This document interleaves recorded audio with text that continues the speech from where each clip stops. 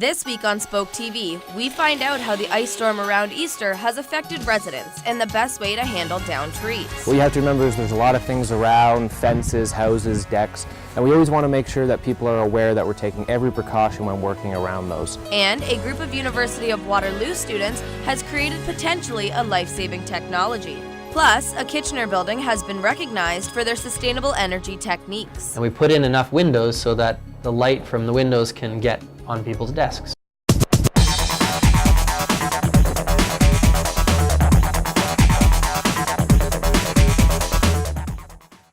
I'm Michelle Ramos. And I'm Natalie McCallum, and this is Spoke TV, your source for local weekly news produced by second-year journalism broadcast students from Conestoga College.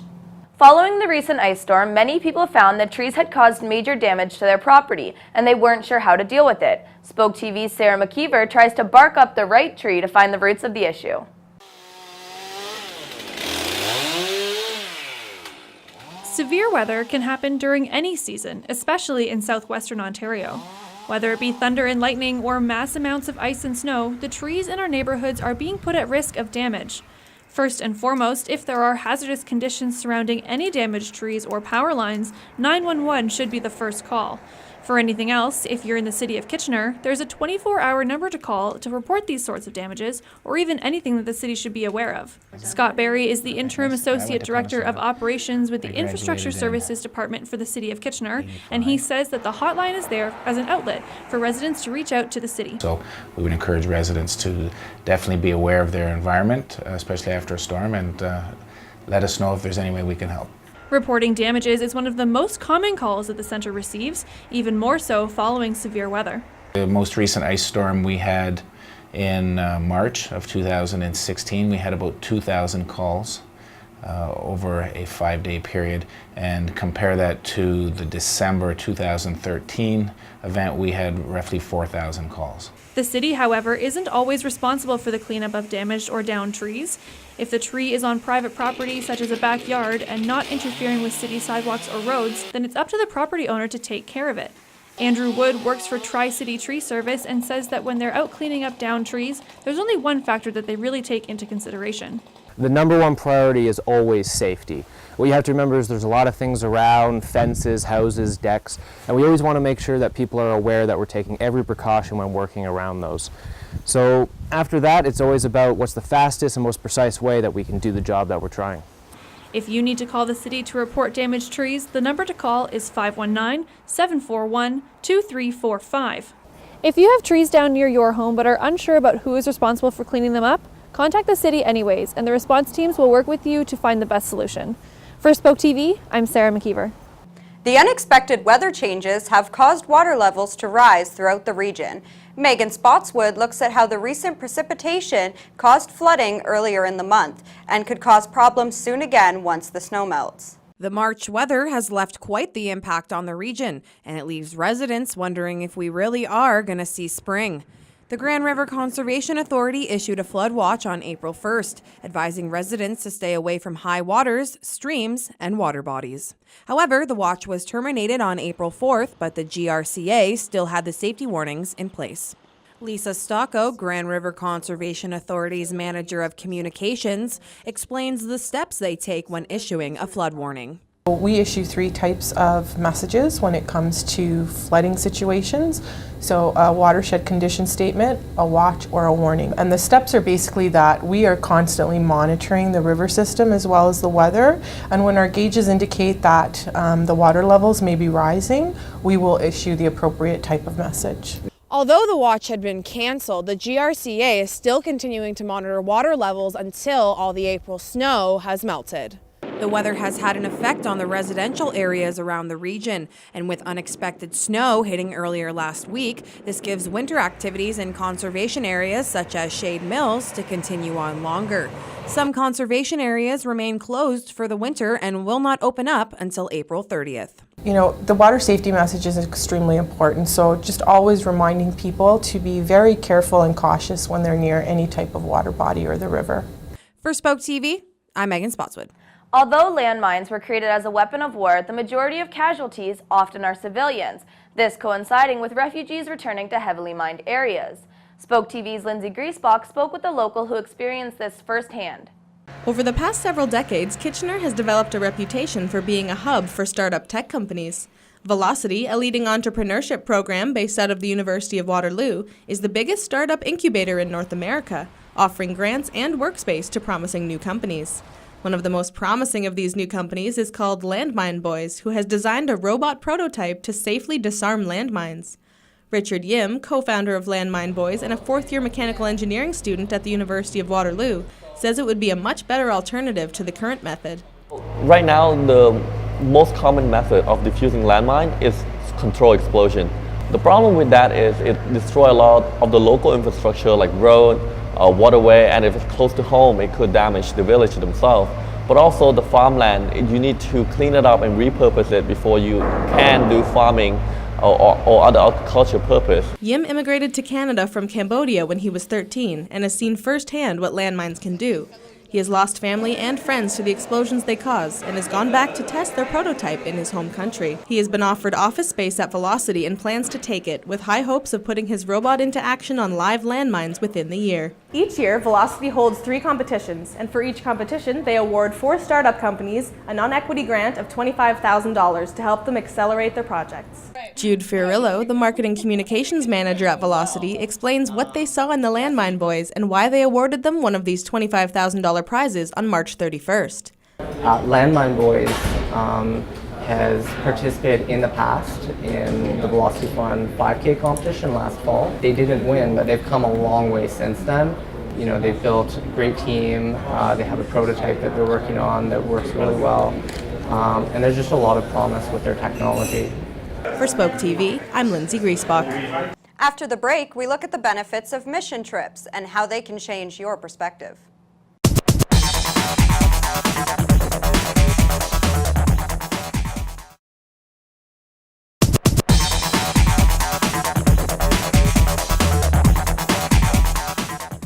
A local charity does its part in sending high school students to developing countries to lend a helping hand.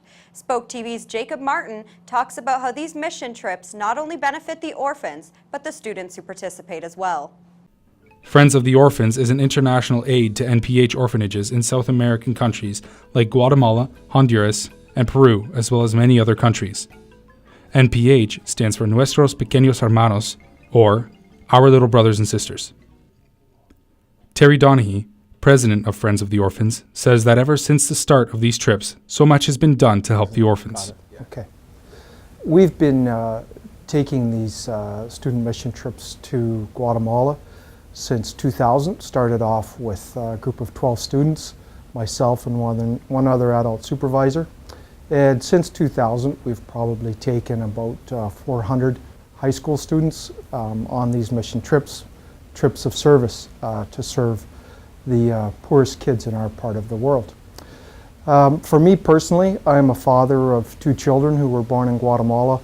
So it's initially it was a way of me paying back to a country which has given me the 2 most important things in my life. The organization has an office in Guelph and is directly in partnership with the Roman Catholic high schools in the city, St. James, Lourdes, and Bishop Macdonell, and sends trips full of students from these schools bi-yearly. Even though these students get to go on a fun and eye-opening trip, some of them take home more. It affects your future choices so much and impacts how life is here at home. Tim Yanni, the principal at St. James Catholic High School, says the trips are equally beneficial for the orphans and for the students that travel on these 10-day trips. And when she went down there, she came back, I tell you, a completely changed person. She was there for 10 days working with the children. She took lots of pictures, lots of photos, and it took her a while to, as I say, adjust back to Canada, where we are surrounded with wealth and materialism, because down there they aren't.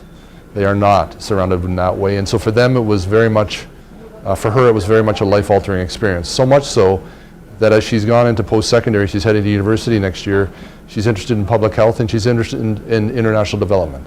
So this is actually a future pathway for her, and it's really changed her. And I could speak about my own daughter, but I can also speak about a number of other students where it's had that kind of impact.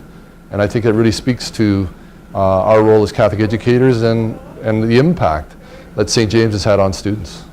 This is Henry. Henry grew up in Guatemala and lived in NPH orphanages. But for most of his childhood life, he had to stay with his parents and live in poverty. For the first years of my life, I was living with my mom and dad. Then they decided to separate, go for their own ways. And I was living with my dad. So then he had a couple legal problems. Things got really hard for him with everything, like money and everything. So basically when I was almost 10 or 9 years old, bunch of people, part of gangs, start to go against my dad because he was trying to help people. Upon this organization's start, they knew what they were bringing to the orphans and the poorest kids in our part of the world, but they could never have imagined how much and how deeply it affects the youth right here at home. A grander view is one building in Kitchener-Waterloo that doesn't fall short from adopting sustainable energy. Its heat recovery function, solar panels, and cistern to collect rainwater are just some of the features that makes this building so green. Carmen Ponciano takes a look at how sustainable energy buildings could be the way of the future. The push for green energy has seen a significant increase throughout the past 15 years. Even though the concept has existed for a while, people's awareness of climate change has been one of the biggest influences for development of energy-efficient technology, particularly in cars and infrastructure. In Kitchener-Waterloo, few buildings have adopted this concept. However, one in particular, called Grand Riverview, has. Anthony Pelesci, project principal at Building Sustainability Group at MMM, talks about how this building has embraced green energy. To save on lighting, we make the building nice and narrow, and we put in enough windows so that the light from the windows can get on people's desks. Almost every desk in this building has light that can get to the desk, or daylight that gets to the desk. As we grow as a community, that also means that we change the way that we build our buildings and infrastructure, more energy efficient and greener.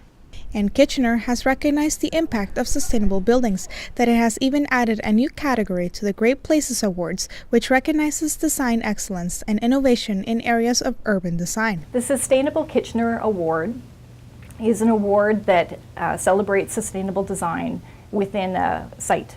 So it can include a broad range of concepts, including energy conservation and generation. Even though it may take a while before green buildings become the norm, Pelesci believes that it will be people's will that will push this forward. For Spoke TV, I'm Carmen Ponciano. After the break, we take a look at how some surgeries are still not covered by OHIP, regardless of the necessity.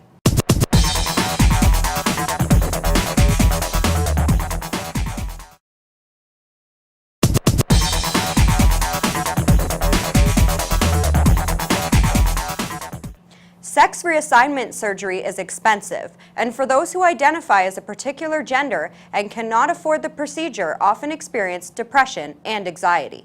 Spoke TV's Matt Howell spoke to two individuals about their personal transgender experiences.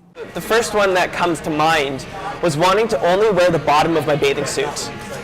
Like, I wanted to be bare-chested like the boys, and my sister was like, you can't do that, even though like I wasn't even close to puberty, but like you can't do that. And like I remember being so confused because I was like, I look the same, you know, I don't see the problem.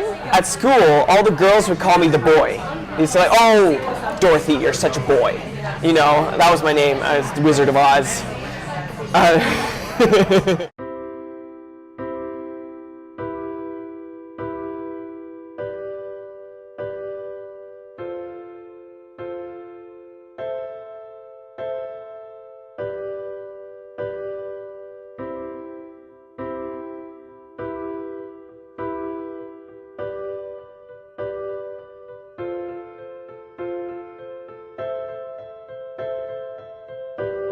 But the process for me, at least, was that I had to sit down and have counseling for a while to make sure this is what I really wanted and all that blah. And then she has to write a hormone readiness letter, which is like, how many pages was that thing? It was like almost $400 to get this thing written. And then we had to send it off to my doctor, who could send it off to an endocrinologist, who would send it off to CAMH. And it's like the endocrinologist would get me my hormones first, because it's kind of good to have hormones before you have surgery. And the depression and the social anxiety that I now experience and everything, then I would be able to dress the way that I dressed, and I'd be able to handle it and just be like, whatever, I don't care what you think. But unfortunately, that's not the case. It would be really damaging for me if I just dressed in a feminine way and went out into the world, and people give me a hard time. So I talk about the fact that I dress in an androgynous fashion for safety, in the same way that if I was going on safari, I would wear clothing to protect me from the dangerous animals. When I'm out in public, I wear clothing that protects me from the dangerous animals.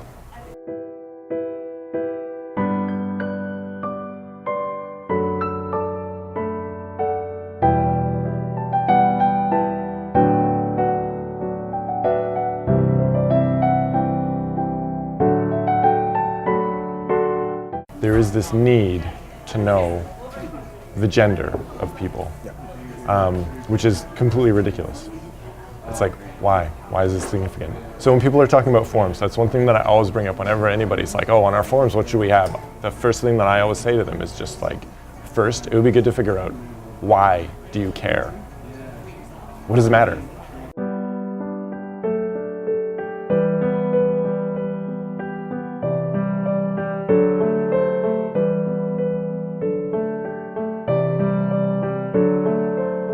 I mean, there are people who have been working really hard to change laws in Ontario, to change laws in Canada, to recognize gender identity and gender expression, so those are protected grounds from discrimination. Which it's like, how is that even complicated? How is that even a question? Why is this not like, yes, let's amend that now, right? But there's like a lot of effort going into getting those changed. So yeah, it's definitely from a lot of hard work by a lot of people who care about this. Again, either because it touches them directly or people that they care about. It'll just be nice to not be the, what is that person wearing sort of thing, and have the beard and a lower voice, and like, and it'll be nice not to wear a fake penis out to bars and stuff. To be honest. This week in our health and fitness segment, I learned how to do a chair dip as well as make some delicious low-carb, low-calorie chips. Welcome to Spoke Talks Health and Fitness with personal trainer Josh Bauer. This week, Natalie McCallum learns how to perform a chair dip, and she teaches you how to make a crunchy treat. So I'm here today with personal trainer Josh Bauer, and he's going to teach me how to do a chair dip. So Josh, how are we going to go about this today? Alright, so what you're going to do is slide off the chair, and then you're going to slightly bend your elbows, just like so, and that's about 1 rep. You can straighten them out, complete. There you go. That's 1 rep, 1 chair dip. That was great, Josh. So what are the benefits of doing a chair dip?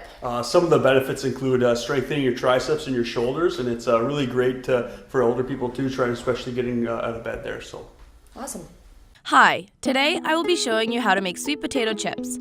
For the recipe, we used 1 large sweet potato, olive oil, and salt and pepper. We used a mandolin, however, if you don't have one, a knife works too. First, set the oven to 280 degrees, and while that's preheating, slice the sweet potatoes in 1/8 inch thick slices. Then put the potatoes in a bowl, drizzling olive oil throughout. Place on a cooking tray, sprinkle salt and pepper over the potatoes, and put them in the oven for 50 minutes. Once nice and crispy, take out of the oven, serve, and enjoy. Stay tuned to find out why these people are having a pillow fight in a local park.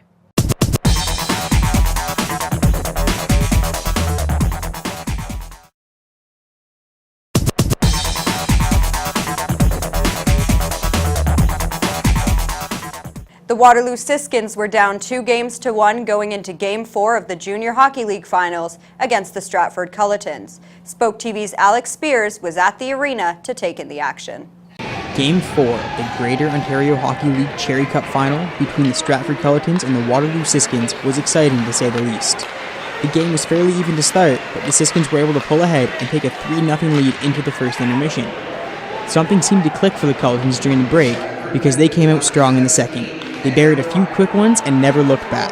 They tied the game less than 10 minutes in and took the lead before the second intermission.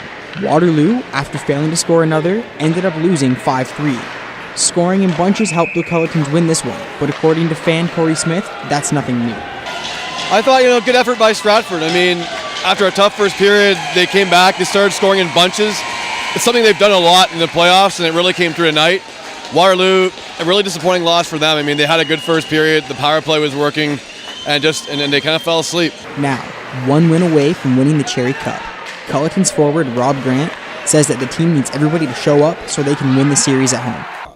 Everybody just needs to pitch in. We need all four lines rolling. We need all 6D going. We need to be hitting. We need to be driving that net. We need to be scoring goals and just giving it to those guys. The Siskins need something to click if they want to bring the series back to Waterloo. Being outscored 23-18 through the first 4 games just isn't going to cut it. After losing Game 4, Waterloo is down 3-1 in the series and desperately needs a win. For Spoke TV, I'm Alex Spears. Conestoga College held their annual talent show last week. From singing to comedy, the show featured a bit of everything. Spoke TV's Peter Scott attended the event to see who would take home first place. On April 7th, CSI hosted the finals for Conestoga's Got Talent at the Sanctuary, with cash prizes being awarded to the top 3 performers. With many students showing off their talents, from singing and playing guitar to beatboxing and breakdancing, the final 4 were brought back on stage to help the judges decide who the champion was.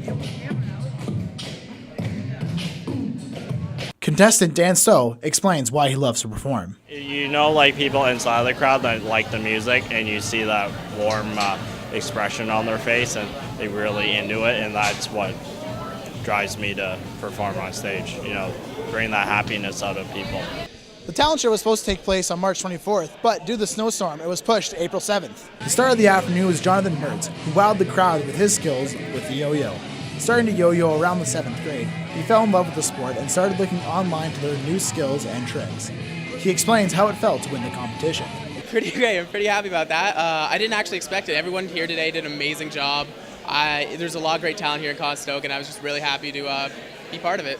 It's safe to say that Conestoga is a pretty talented school. For Spoke TV, I'm Peter Scott. Thanks, Peter. Did you see the guy yo-yoing at the talent show? Incredible. I couldn't even do that as a kid. That's all we have for you this week. For Spoke TV from Conestoga College, I'm Natalie McCallum. And I'm Michelle Ramos. For more news and information, visit us on spoketv.ca. There were so many singers too. It was actually really good. I'm actually sad I didn't get to watch it live.